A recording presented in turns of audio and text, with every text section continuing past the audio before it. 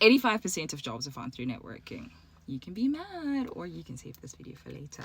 For those who don't know me, hi, I'm Cam. I'm your corporate auntie, heavy on the tea. So Boilan Katlele, guys.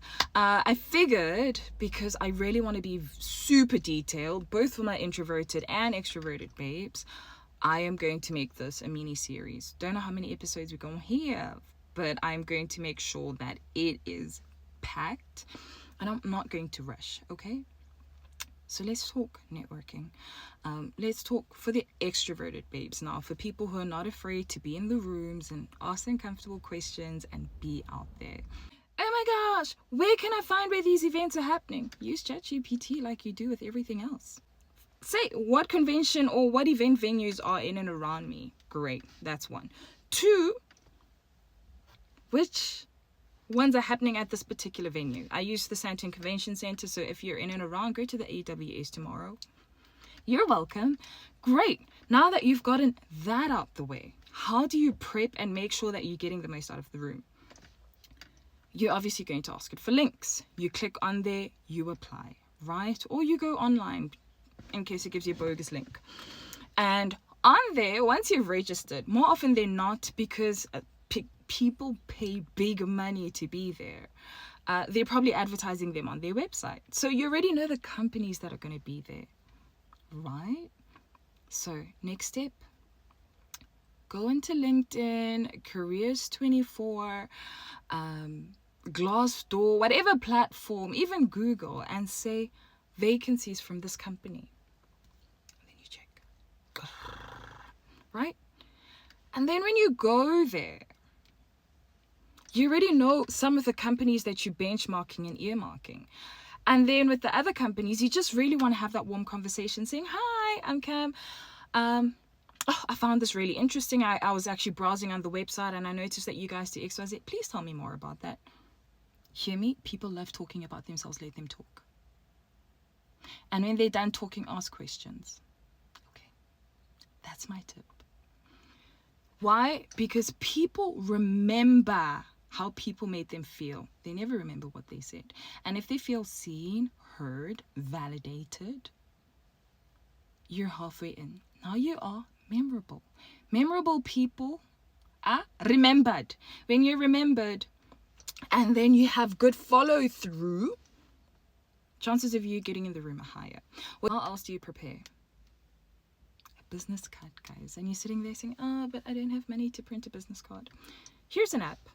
Download it today. It's free. It has a QR code so people can either scan it. If not, you scroll up where you can see your full face and people can take a picture. Now, not only are you saved on their phone, you're saved as a picture, but you make sure you get their contact details because that's the most important part. And after the event, say, oh my gosh, you looked amazing, or pick up something that you remembered from them. I don't care if you go there with a notebook. And mention it. Say, oh my gosh, loved the shoes, or oh my gosh, I actually never knew this product did this. Thank you so much for educating me. Give back. When I say part of networking is giving back, this is what I mean, right? You don't have to give them back something tangible. And then once you're done with that, a week later, if they haven't said something, just follow up. Or if there's a few companies you're really earmarking and you're like, more, what you want to do is you want to obviously talk to the right people in the room, right? You benchmark, okay, I spoke to Bob likes building. I spoke to Noah likes arcs, right? And then you just literally match them, have their contact details, and then whenever you come across articles, and that I'll cover probably in the next coming videos, you then share it with it and say, oh my gosh, I came across this article, I thought of you. That's another way of pebbling. You are planting seeds, right? And the more seeds you plant in that particular garden, the more chances you have of eating the fruit. I'm not going to repeat it, clock it. And also, sometimes you kind of want to fake it till you make it, right? So I always say, don't act like if you're unemployed, don't be unemployed. Be busy, right? Oh no, I'm just currently working on XYZ project. But maybe once I'm done working with it, I'd love to work in a space like this. Can we exchange contact details? Because busy people like busy people.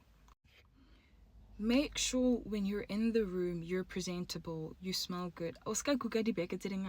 Guys, handbag, be cute. As a gentleman, just go there with a pen. Look like you're ready to sign a check or your employment contract. Keep it simple, keep it clean, hair done, makeup, and very unpopular opinion, but I'm going to mention it. Girls, if you can get a young face beat, do that.